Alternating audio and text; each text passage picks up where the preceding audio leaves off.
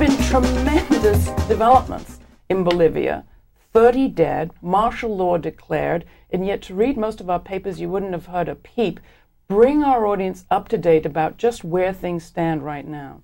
Well, my understanding is that things have actually settled down a bit, that Evo Morales has come out ahead. He's basically won this confrontation, that what's often presented as a crisis in the U.S. media and in all sorts of ways. We could talk a little bit about that, how it's presented as a deadlock between two equal sides, when in fact it's actually not. It's actually a social justice movement in which Evo Morales has vast majority of support of the population, just reaffirmed in a referendum in which he won 67, close to 70% of the vote.